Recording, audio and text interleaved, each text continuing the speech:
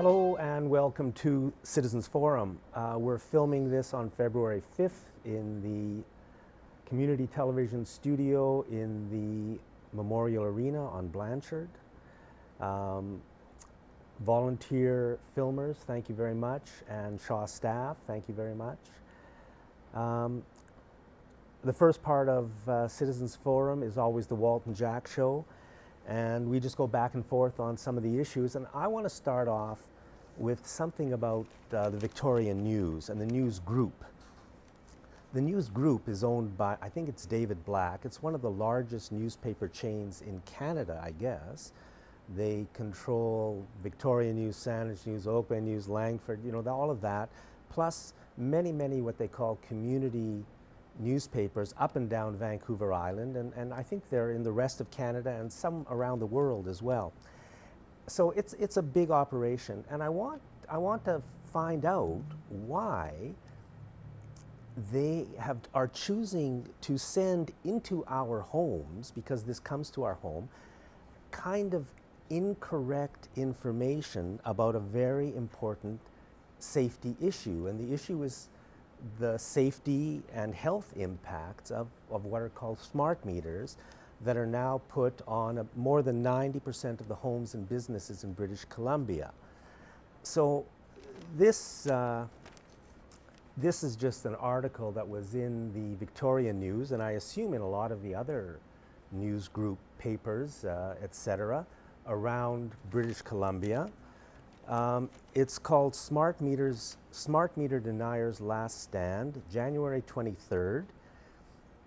It's written by Tom Fletcher, and it's talking about the people who are opposed to smart meters and basically saying, you know, if you think they're unsafe, well, here's what he says.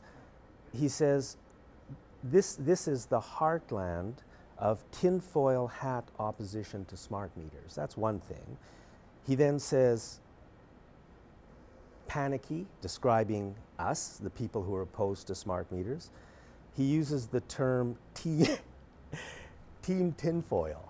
That's us again, because we're opposed to smart meters, because we think they're, amongst many other problems, they're dangerous, they're unsafe, bad for our health.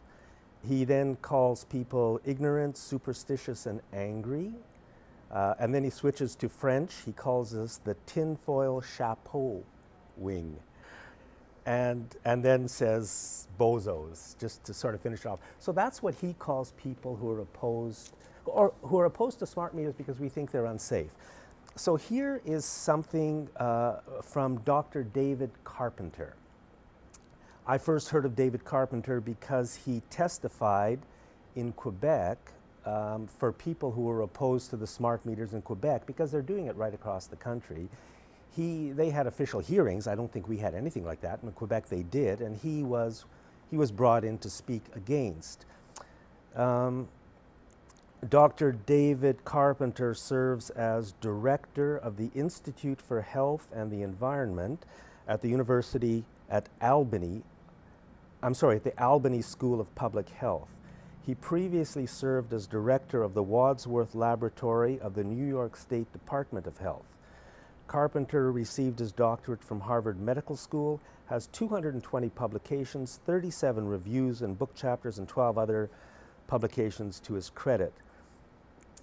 He says, "It is my opinion that the state of scientific research sufficiently establishes a risk that meters transmitting by radio frequencies, in other words, smart meters, as proposed in the present file by Hydro-Quebec and here in British Columbia, they're already in, may constitute a risk of serious as well as irreversible damage to health through biological effects. Some individuals or categories of individuals are more susceptible to injury than others. For example, children, pregnant women, elderly, people with illness, people who are electrosensitive, etc." So I just want you to compare what the with the news group, probably around the province, is putting into our homes, those who are opposed, who think smart meters are dangerous, the tinfoil hat, panicky, Team Tinfoil, ignorant, superstitious, and angry, that's coming to us from the newspaper, and yet somebody who you have to say is a world expert says there is a danger, and those who are most at risk are children, pregnant women, the elderly, people with illness, and really all of us are harmed. So I think the question is, and we should all be asking it, we should all be maybe contacting our local news group paper, but the entire media, because none of them talk about really the health issues here. And contact them and say, what's going on? Why won't you tell us the truth? Well, great point, Jack. And the thing is that with the media and the way they're covering the story, is that the facts are all devastating for those who want to put this technology in. The scientific information, all the research, basically all research that isn't paid for by industry is pointing towards detrimental health effects. So what do you have left? Well, you have this fellow, Tom Fletcher, or whoever he is, will write an opinion piece on the editorial page, which really is just his opinion. And he thinks, well, you've listed what he thinks of people who are thoughtful and trying to protect the public. But that's all they have. So it's an act of desperation in my view. But it's a very powerful act, because when we never hear the truth, except Exactly. maybe on this... And also, these are bullying tactics. The people that are holding out are the finest citizens of British Columbia, the most thoughtful, most well-educated citizens we have. But I want to add that this is in no way to be detrimental to any of the people who happily embrace smart meters. If you think they're wonderful, that's great. I have no problem with that. And a lot of people are in the middle. A lot of people have had smart meters put on their homes and businesses simply because they didn't know. And now the government tells them, and so does the NDP, it's too late to change. Well, it is absolutely not too late to change. Phone up your local politician, be they city, provincial, or federal, if you don't want a smart meter on your house, and tell them you want it taken down. The Christy Clark, our premier, her phone number is in the blue pages, the premier's office, or the general number for the provincial government. Phone her up and tell her you want the smart meter off your house. It's not too late. It's not too late. No, it's never too late, and especially with the reality, it doesn't change. All the other issues around protecting your own privacy and the cost of this whole program, which is enormous and growing every day. I mean, there's so many things wrong with this program, Jack. There's nothing right about it. So all it is that it seems to be a good idea for a very small group of people who tend to make a lot of money off this program, and everybody else is going to pay. I just want to say a few more things about David Carpenter. Remember, this is Dr. David Carpenter, I would guess a world-renowned expert on these kinds of issues, thinks that the radiation from the smart meter that is on your house is not safe. He says that the radiation from the smart meter that the government of BC and BC Hydro put on your house is not safe. It is my opinion that the state of scientific research sufficiently establishes a risk that these meters may constitute a risk of serious as well as irreversible damage to health through biological effects. This is well known, folks. The media will not tell us, but that's the fact. I'll just read a few more things about David Carpenter. Formerly, I was the Dean of the School of Public Health at the University of Albany and the Director of the Wadsworth Center for Laboratories and Research of the New York State Department of Health. I served as the Executive Secretary to the New York State Power Lines Project in the 1980s. I am a co-editor and a contributing author of the Bio Initiative. I mean, a world-famous study that we never hear about that shows that everything we're saying is true. It goes on and on. So you can believe what you're getting from the media, and in this case from the Victorian News, or you can believe the world's best scientists. It's up to you. Walter, should we move on? I think you've got another topic, or not. It's up to you. Jack, you're talking about my topic. I love it.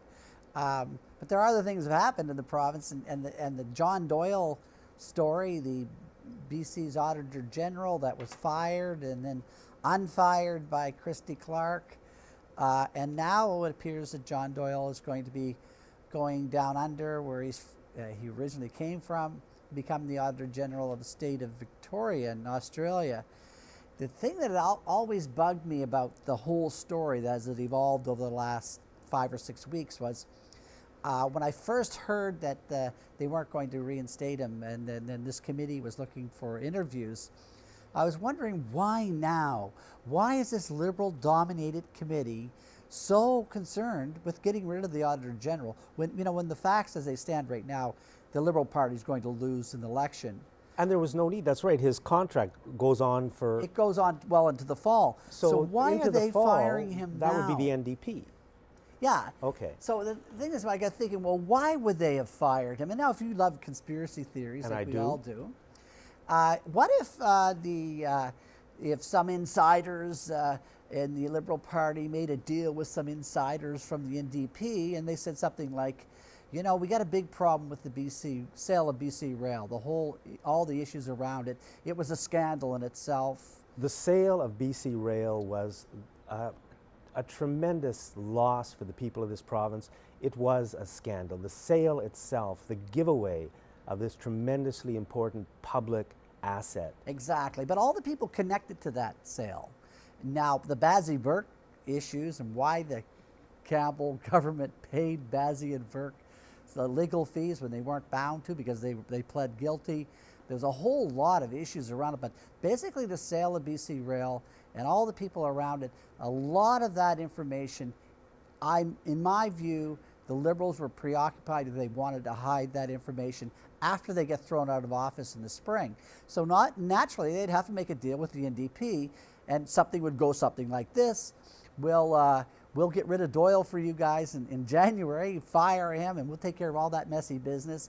Bring in a lapdog Auditor General who won't be that interested in looking into the BC Rail scandal and all the others.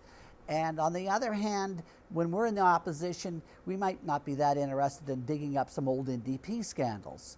So, and also the NDP get a nice easy ride for the next several years with, John Doyle gone. John Doyle's gone, and we have a lapdog Auditor General. Now, do we have any proof that anything you said is correct? Absolutely none. Okay, so we want to make that clear. But these are the kinds of things that you have to consider if you want to look at the way the world really works. We're not saying this happened, but we're saying that when you consider the possibilities and when you look at the issue, you have to look at these kinds of things because you have to look at the whole spectrum of ideas. Well, the thing is, Jack, why are they so preoccupied with getting rid of Doyle?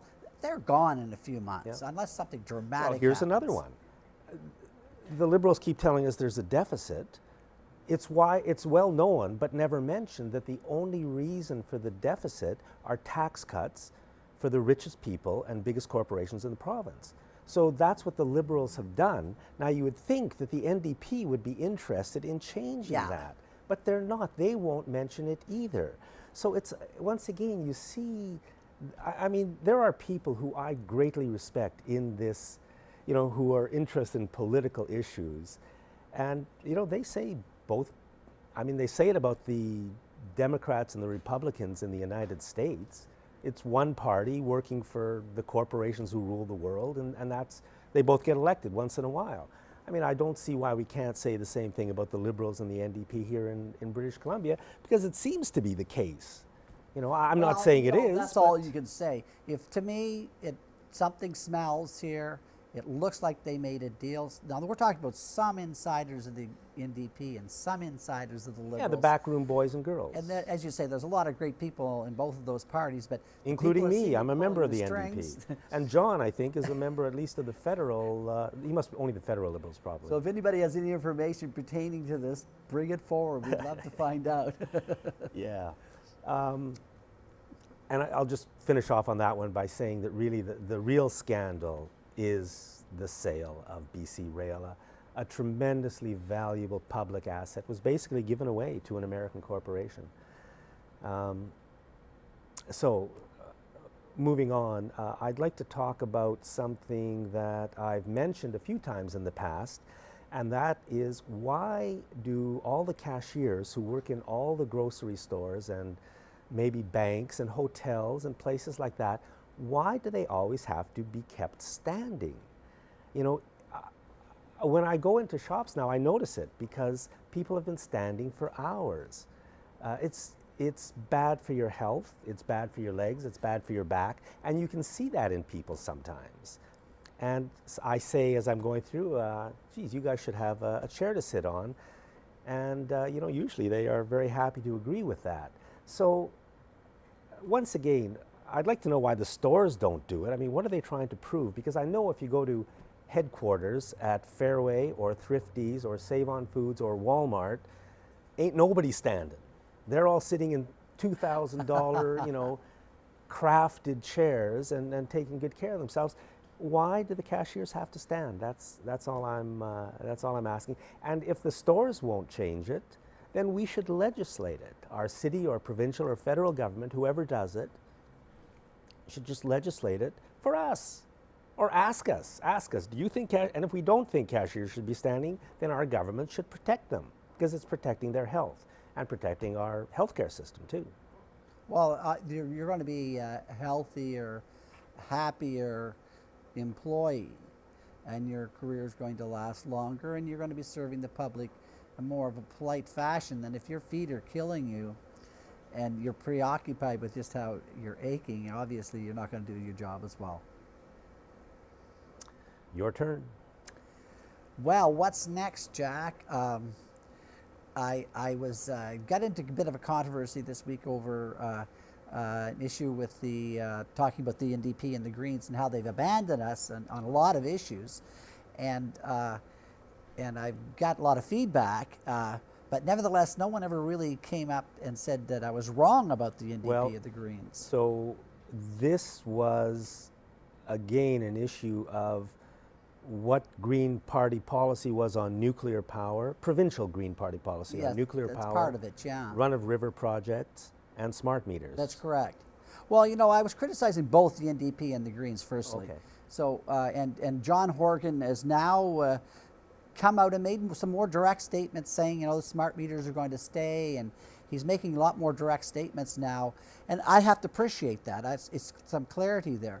But the NDP then, officially their position is smart meters will stay on. Oh yeah, they're not going to do anything about it. They're going to allow the BC Utilities Commission to review it, and that'll be a rubber stamp sort of a process. If there's enough outrage, I think they're going to have to give in and allow some type of opt-out provision. But that's not for sure in any stretch of the imagination. Now also, the Green Party, who is a natural to criticize the smart meter program because of the environmental issues that are involved here. Electromagnetic radiation is an environmental pollutant. The Green Party, why they exist is for protecting us from harmful agents in the environment. And what's happened, if you look at the Green Party policies, which I've been seeing and sent to me, especially on energy, it's all very vague platitudes about energy, but when you get right down to it, you really don't know what's going on here. There's nothing to sink your teeth into on the policies of the Green Party, on smart meters, on nuclear energy, and on run-of-the-river projects. And by not saying that you're opposed to this stuff, it appears that you are in favor of it. Well, can I mention that their star candidate in, I think it's Oak Bay Gordon Head. Yeah. What's his name? Dr. Andrew Weaver. Andrew Weaver, who is their star provincial candidate, or one of their star provincial candidates. I think he used to at least support nuclear power, and perhaps still does. And I think does he support or not support run-of-river? He supports alternative independent power producers but public private and that's partnerships. An issue by itself that never gets mentioned. The run-of-river project is huge, and again, the public knows nothing about it. We know too much about the NHL and not. Well, I've been asking them to give us more clarity. 3 minutes left. 3 minutes. We'd like more clarity from the NDP and the Greens on these issues. I'm just going to finish off by, I'd like to say a few words about Bank of Canada Governor Mark Carney. We always see stories in the paper, Carney asks Canadians to go in debt less. Or Carney, you know, he's always being presented as being interested in the economic and financial well-being of Canadians. And when I see the media really building somebody up like that, I get very nervous because I know what the media really is all about. It's corporate owned and that's its job. So, I mean, the thing they never mention about Mark Carney is that he had, I believe it was 13, it may have been 11, a 13-year career with Goldman Sachs. Now, Goldman Sachs is like the financial dragon of the world where there's bad things being done to people on behalf of the world's banks and banksters and financiers. Goldman Sachs is the one who lead the way. Now, Mark Carney spent 13 years there doing, I guess, that kind of stuff. So, folks, when they tell us Mark Carney is looking out for us, be suspicious. Be suspicious. And maybe Mark Carney is a wonderful guy. And where's he headed, Jack? And now he's headed to take over the Bank of England, yeah, which is really the absolute center of the financial universe. Ladies and gentlemen, this has been the first part of Citizens Forum, the Walt and Jack Show. Thank you very much. Thank you very much for watching. Thank you, Walter. Always a pleasure, Jack.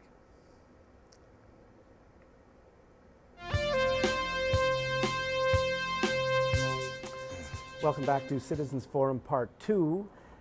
We're filming this on February 5th in the Memorial Arena in the Shaw Studio. Thank you very much to the volunteers doing the filming and the Shaw staff, without which this would not be possible. Our second guest is John Farquharson. John is a resident in the city of Victoria, and he's been interested in city government, I guess, and city politics for quite a while.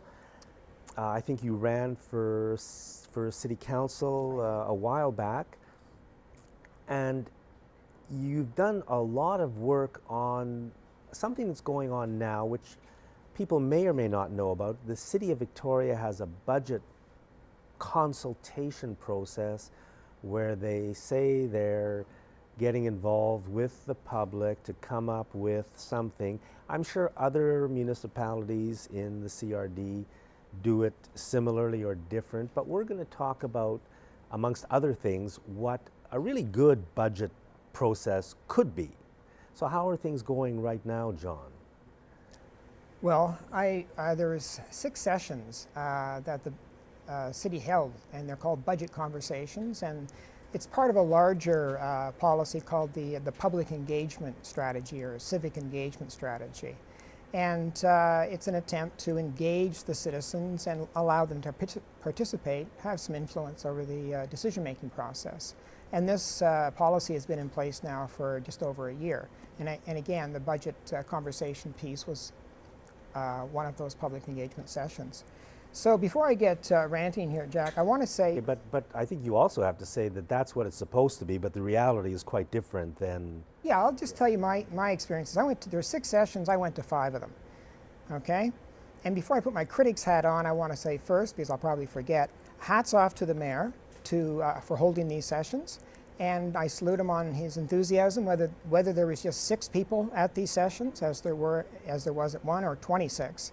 He gave an enthusiastic PowerPoint presentation of about 30 minutes. And he took some tough questions from some of the audience on various numbers that had been presented. So I salute him on that. So let's pick up where I left off with the mayor. Okay, first of all, is this part of the engagement process? Yes, it is part of the engagement process. Okay, then the promise of the engagement process holds, yes. And the promise, the foundational promise, is to provide participants in the engagement process with balanced, objective, and timely information so that they can meaningfully participate in the decision-making process. Okay, so the promise held. Okay, and then I moved... What promise held? That they would provide balanced, that the information Okay, so you're saying the promise held. Yeah, you mean they did what they said they would do? Well, not quite. Let me get to that. So this is the piece that they handed out. And this was touted as, balanced, objective, and timely information. Plus, there was a PowerPoint presentation. And then I said, Mayor, this information is biased. It's not balanced. It's biased information. It's very partial. It leads the reader. All of the comparative examples lead the reader to a very positive outcome, very positive point of view. Positive for the city. And the mayor. And the mayor. council and the mayor. So what you're saying then is that the city, what's the official name of this process? Civic engagement process. Okay, and this part where they're dealing with the budget, It was a process. It was that was held underneath that umbrella policy. I'll give you another example. The referendum on the bridge, that was also a public engagement process. So all of the information that was distributed by the city during the referendum, before the referendum, was supposedly balanced information.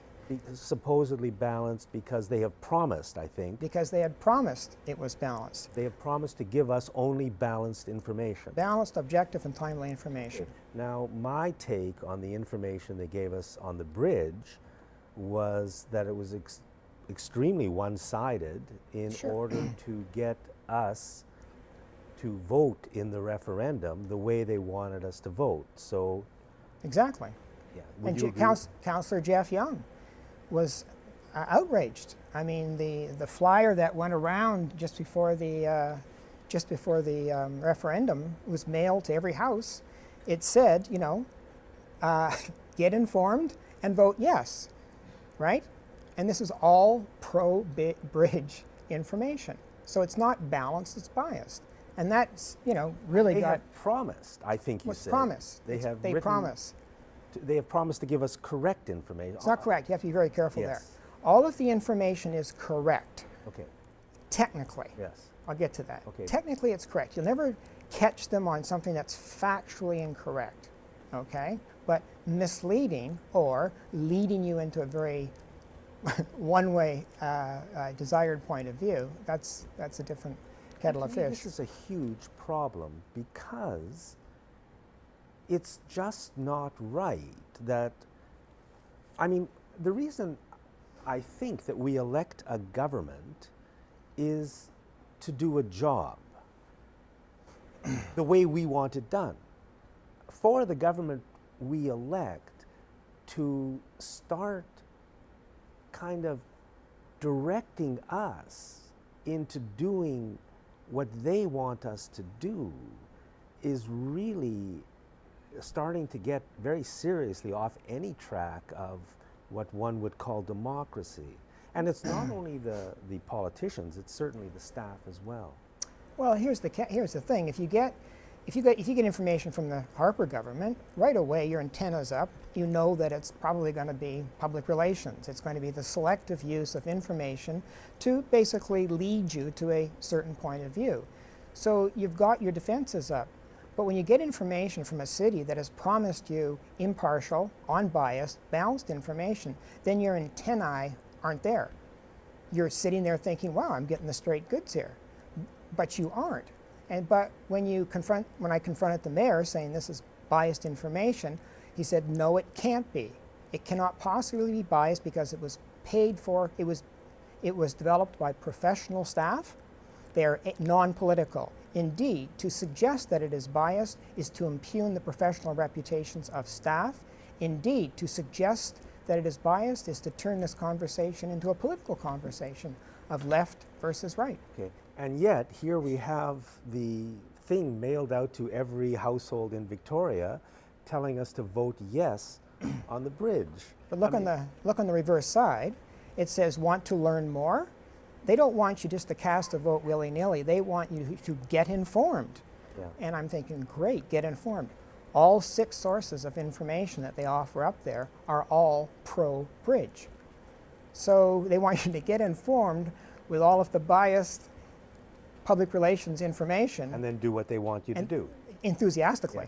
Yeah, and people did. And people did. People voted in the referendum in Victoria to allow the city to borrow money to build the new Johnson Street Bridge because they believed, at least from what I heard from people, that it was going to be more expensive to fix the old bridge than it would be to build a new bridge. Well, the new bridge is now at $90 million, and the original suggested by the engineers proposal was for repair the bridge for less than $10 million. And yet, by the time the city and everybody else was through with us, people honestly believed that it was going to cost more to repair than to build a new one, and they supported the idea of what the city wanted, which was a new bridge. We now have 10 minutes left, John. 10 minutes, goodness. Okay, so just to go back to the budget conversation sessions. So do you want me to demonstrate how biased this information is or not? I think that would be a good idea. Do a quick demo. Okay. So here's the information. Keep it simple. Here's simple. Okay. Here are the comparative examples that the city provided are as follows. Right. In 2009, a 0% increase in councillor salary. In 2010 and 2011, a 1.4% increase. In 2012 and 2013, 0% once again. Okay. So once again, 2009. 0 in 2009. 1.4 in 2010, 2011, 0 in 2012, 2013. And that is the information they provide? It's the information they provided. Okay? So it sounds, this city council is... I'm just getting started here, Jack. You're already getting excited, okay? For 2013, there will be a 0% salary increase for exempt staff. Go back to the city council, though. We've got those numbers. Give us what the other side of the story is. What side they didn't give? Yeah, the side they didn't give. In 2009, city councillors received a 15% salary increase. 15? Yeah, that was left out. Okay. Okay? We'll go back and forth that way. For 2013, here's the city's information. There will be a 0% salary increase for exempt staff. I read that, I say, right on. You know, I'm hearing rumors people get paid a lot of money down there. Let's hold them to 0% 1 year, won't kill them. What they didn't tell you is that between 2007 and 2011, the average increase in exempt staff remuneration was 61%. The average exempt staff increase for same-size cities was about half that. The number of City of Victoria staff remunerated at over $100,000 increased from 14 to 57. That's 307%. Compared to same-size cities. You're saying that the number of City of Victoria staff making over $100,000. You have to be very careful. Remunerated at over $100,000. Okay. Yes. So then you get called on that. It's but what was the number you just used? I use remunerated. Okay. But I asked. Just read what you just read. Say the number again. That's all I want to hear. Well, 14. The number of city staff remunerated at over $100,000 went from 14 to 57 over a period of 4 years. That's 307%. But that's not increase. mentioned. What? That's not mentioned. No. No. What is mentioned is, give us that again. Only thing that's mentioned, there will be a 0% salary increase for exempt staff. So, when you get this information, you think the city is doing... You think the city's doing great? It should not be City Hall, both the councillors and the staff who are in charge of this process, because they're the last ones who should be in charge. The citizens should be in charge of the process. We should be holding them to account. Instead, when I went to one of the sessions, what I would have hoped to see in my democratic dreams would be 2 or 3 councillors and the mayor, plus some city staff sitting at a table with some hotshot lawyers working for us, firing questions at them. And the public also asking questions about what's really going on. Instead, when I got there, it was the mayor giving a 30-minute presentation and kind of running the show. So it was the exact opposite of what I think the process should be. Here's the problem. The problem is like the Egyptians recently faced over referendum. They got to vote on a new constitution in Egypt, right? So there were a large group of people who said, this process is a sham. This process is a sham, right? We're not going to vote. We're not going to vote in the referendum. We're going to boycott the referendum because it's a sham. The constitution referendum. The referendum on the constitution, right? 100-person committee who developed it, 3 women. Okay, the rest were like Sharia law zealots. Okay, so a large number of people just said we're going to boycott it. A large number of other people said, we know it's a bit of a sham, but it's the only kick at the can we're going to get. Right? The other people say, yeah, but to vote in it is to legitimize the process. Yeah, it ain't perfect, but it's all we're going to get. And it's the same thing that I went to in these sessions, in the sense that there were some people who went there who sort of maybe suspected it was a bit of a public relations exercise, but, and I salute them, they did their homework and they asked some really tough questions of the mayor. And again, kudos to the mayor for responding to those tough questions. But when you question the legitimacy of the process, that puts you into a totally different camp. And it's an either-or choice. You can't go there and basically denounce the process as a public relations sham with biased information, and then, jump up and ask some tough questions from within the process. You're either outside, calling the process for what I think it is, or you're inside asking tough questions. And I salute the people who, did their homework and decided to participate in it and ask tough questions. Yeah, and to me, another part of this whole thing is that the public remains almost completely unaware of the whole thing. Only a few dozen people have gone to any of the meetings. They haven't been advertised, really, that I've heard of. Maybe they have. I only know of them because of you, and I went to one because of you. There's no reason they can't be on, for example, community television. There's no reason the public, this should be wide. Why does the local media, the Times Colonist, CFAX, CBC, and all the TV stations, every violent crime leads the news, but this kind of stuff, why don't we know that it's happening? Why isn't it in the news? It should be, it has to be. It's our democracy, and democracy is important, as I have learned over the last few years. There's nothing more important. So, we need better media to keep us informed. We need to be more wide awake, and we need people like you who are doing all the work. And I've got nothing against the mayor or the city council or the city staff, but they've got to do a better job for us, or we should all have something against them. Well, they have to stop putting out public relations information as if it's public engagement information, because then you've got a quality control problem. You've got a whole bunch of people participating in a process that they think is public engagement, founded on objective, unbiased, impartial information, when in reality, it's a public relations exercise. And that's the problem.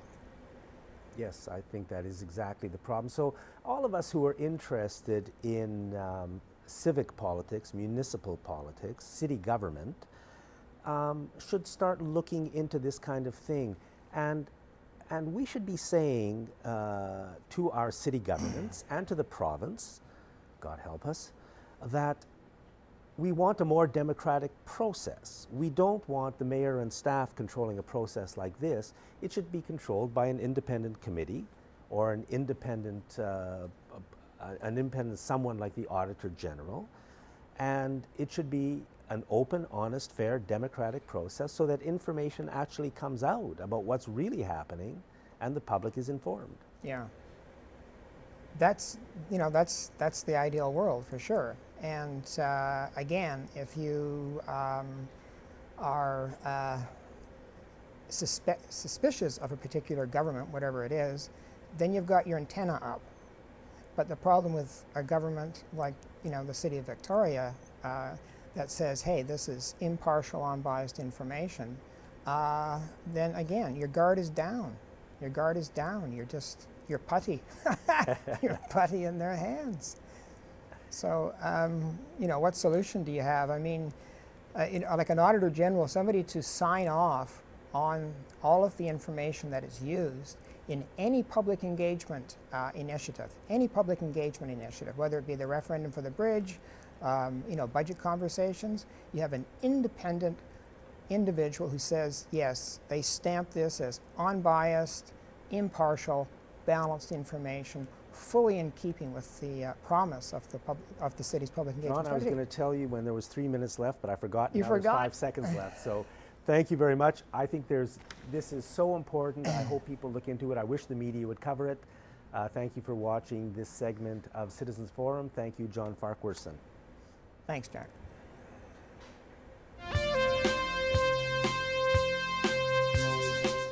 Hello and welcome back to Citizens Forum Part 3. Our guest in this segment is Saanich councillor and CRD Director Vic Derman. We're filming this on Tuesday, February 5th. And we're going to be talking about sewage treatment, a huge project in our city. I supported sewage treatment for many, many, many years. I don't anymore. But I'd just like to first, what's happened to this stage is that the provincial government has mandated that we build a sewage treatment plant. The cost is around $750 to $800 million. It's been moving ahead for years. I think things have now been passed to the stage where we're getting close to actually starting construction of the treatment plants. I think that's what's happening, and there's a lot of problems with the whole thing. But maybe you can fill us in a bit more. Sure, Jack. We're actually, of course, we were originally mandated by the provincial government, Minister Penner, an order in cabinet saying you will treat. Recently, there's been federal regulations that purportedly would require us to treat. We've been in the planning process for about 6 years, a long time. And we are at the point now where we're coming to what is called the procurement stage. Well, that's when you go out essentially for bids on what you will do. And by provincial mandate, when we go to that stage, an unelected commission will be appointed who will carry out the procurement. As long as they stay within the scope of the project, current one we've designed, and the budget, which is around $760-something million, they can make the decisions and they will carry out the process.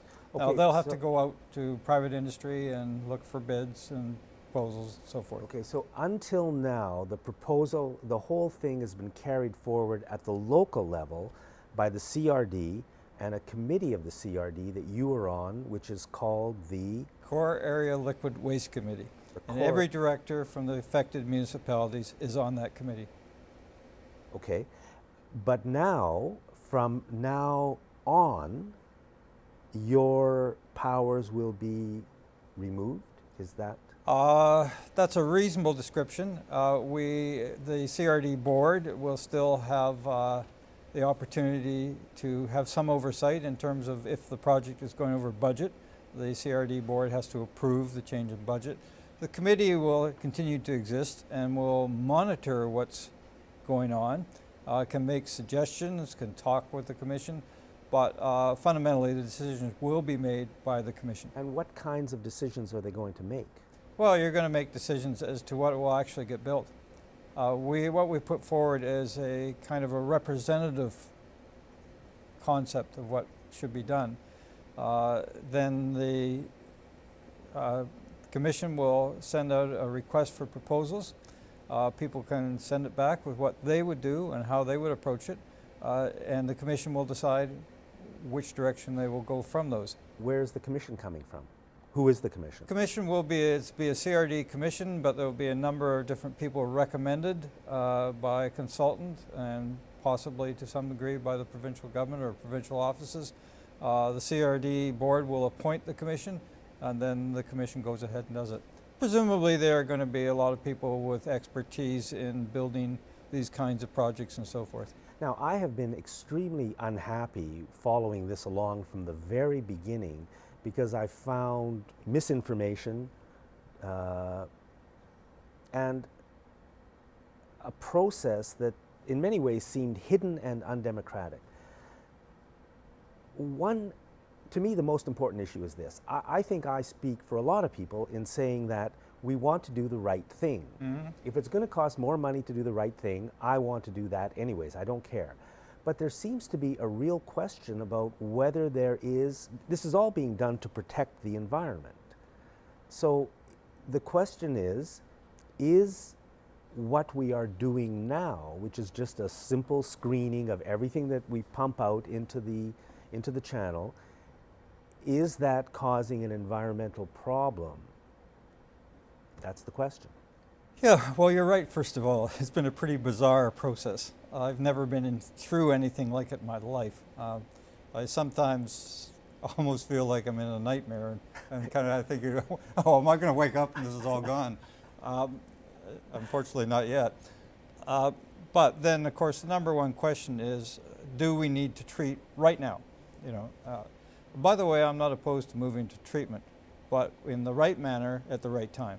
But something that makes environmental sense and also that makes fiscal sense for our region. So the first question we really have to look at and say, are you doing damage out there? And there is a measurable effect. You know, you're pumping out a fair volume of screened sewage, as you mentioned. And yeah, there is a measurable effect. But the second question ought to be, okay, so there are some changes. How significant are they? And are they creating any kind of emergency where you really need to move right now and treat? If I believe they were, I'm like you. I would be saying, no, we've got to do the right thing. We have to move. You know, maybe expensive, but we have to do it. But we've have been monitoring the outfalls, the CRD. We've been required to for over 10 years. I've had a lot of those reports, and every report that's come before us has said, you're doing rather minimal damage. There have been research papers done, one actually done in the 90s in the University of Washington, UBC, and so forth. They came forward and said this is having minimal effect. Every knowledgeable marine scientist in the area has said, look, you're not really creating a huge problem. So I have to look at that, you know, and I have to weigh the evidence, and it seems to me the answer is, from an environmental point of view, you're doing very limited damage and you're not in an emergency situation. From a health point of view, Dr. Richard Stanwyck, who is, I think, known nationally as an activist health officer, who if he thinks there's a problem for health, he just pushes as hard as he can. He said, this is not a health issue. And if it was on a list of issues, it'd be way down the list in terms of priorities.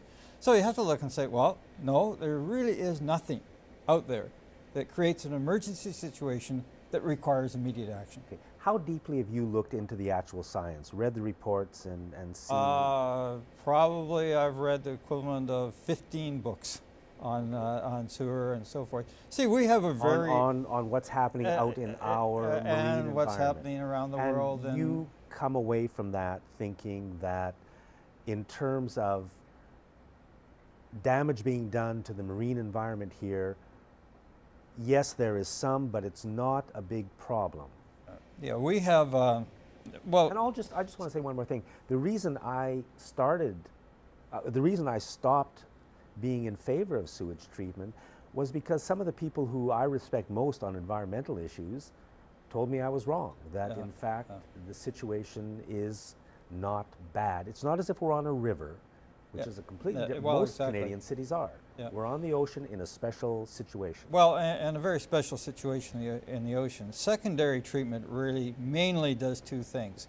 It deals with what's called biological oxygen demand. When you put out organic material, it has to decompose. And to do that, you need oxygen. If you put it in the wrong environment, you can use up all the oxygen, and then there's problems for the marine environment where that happens.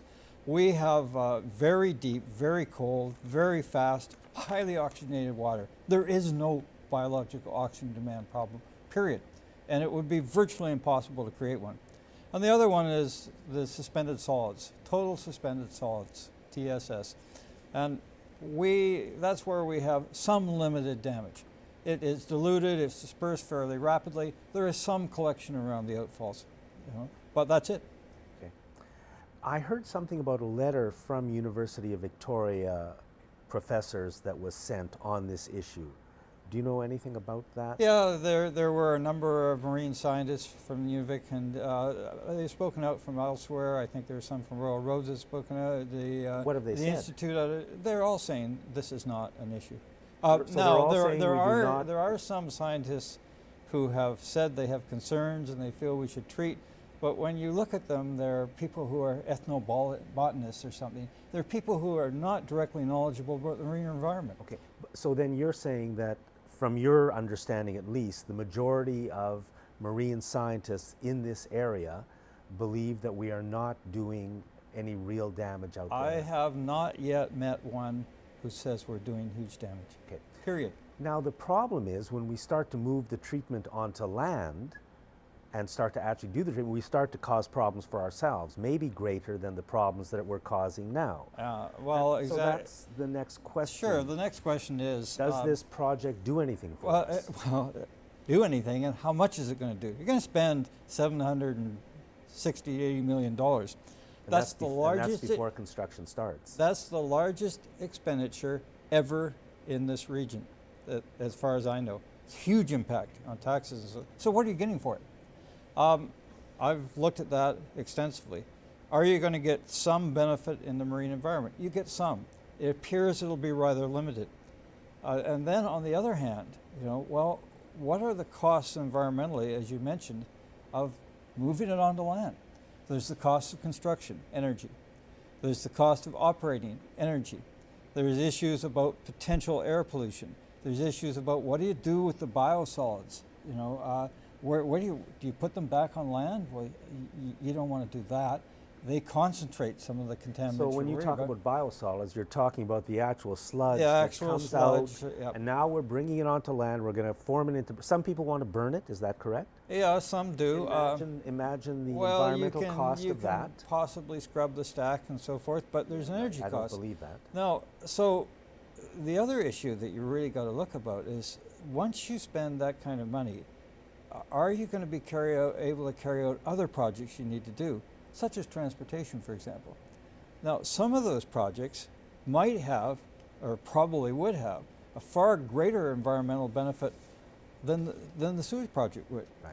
Now, if we spend the kind of money we're looking at, those projects could be put off for decades. Okay. So that's an environmental cost. Now, there's another issue, which is that the project that they are planning to build is not, it seems, the best project, even if we are going to build something. Yeah, and just before we get to that one of the things I've said for a long time, and so have others, if you're going to spend this money, then you really should do a cost-benefit study, and in particular, a study of net environmental benefit. So you could be able to say to your taxpayers, yes, we're spending the money, but this is what we're getting out of it. Steadfastly, they have refused to do that. Who is they? Primarily people running the show, staff and so forth, the committee in the end. I brought forward motions on it. Nils Jensen from Oak Bay brought forward a motion, refused to do it. So you are moving into this and you don't know what you're going to get. It's possible that you would actually end up worse environmentally as a result of it. That would be a horrible thing. Now, And again, I just want to say that I think the CRD directors have just not been up to the task of doing this job. Well, I'm not going to comment on that, but I have questions about the project. And you asked and said if we were going to move right now, and it appears that we really don't need to go in any rush, would this be the right project? And I think the answer is almost unequivocally no. To start with, the project was not designed around resource recovery, not designed to maximize environmental benefit that way. Instead, it was built on top of the existing system. Existing system makes no sense if you're going to a modern system based around resource recovery. And also, I think it is a system where everything is built at once. It's old-fashioned, not in any way what you would call state-of-the-art. Well, yeah, there's that. First of all, And we've only got 4 minutes left. Yeah, so. we'll try to move. First of all, yeah, and it didn't take the regional growth strategy into account, so it isn't taking into account how the region will change. So, yeah, it probably is the wrong project if you were going to move now. The crying shame of it all is that this is, no pun intended, a watershed time in sewage treatment. There are a whole pile of exciting new technologies ready to emerge probably within the next 10 to 15 years. Microbial fuel cells, others that promise sewage treatment that is lower cost and gives much better environmental benefit. We have the time to wait for that. What a shame we don't. Yeah. Now, there are some questions about whether whether the federal government is saying you have to go ahead or whether it's possible to get an exemption. Well, What's happening with an that? exemption possibly not, but the federal government has 3 categories. High risk, you have to treat with it by 2020. Medium risk by 2030. Okay. Low risk by 2040. Okay, and where are we? We have been classified as high risk, which is, and the reason we have is the federal government have taken a lazy approach to analysis and simply taken very little consideration as to the receiving environment, a little bit but not much, and essentially said, if you have a certain volume, you are high risk. So we are being compared in our very unique receiving environment to somebody who's dumping in a river or a lake or even in Burrard Inlet, for example, where things are much, much different. A proper analysis would have looked at the receiving environment, said how much damage is being done, and established risk on that basis. So I would think we should be able to petition the federal government to change the status of risk that they have labeled us. Okay, and is that happening? No, I've tried to get the committee to do that, and there has been no interest. And it seems like our, for example, NDP members of parliament from this Well, we'll see. We'll see. support sewage treatment. Yeah, at the we'll moment. see. That may change. But the other big thing we should mention is this has huge financial implications for local taxpayers.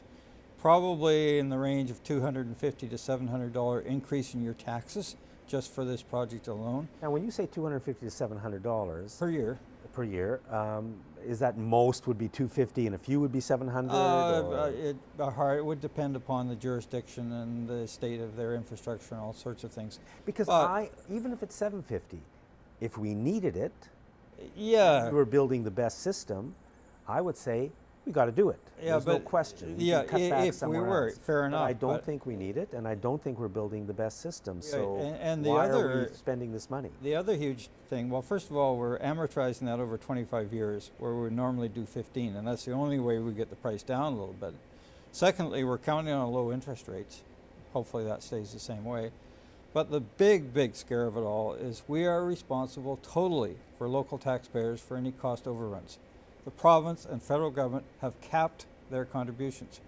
So if this went 30% over budget, and that's entirely possible, I hope it doesn't, that would be almost 100% increase in the tax hit for lower taxpayers, for local taxpayers.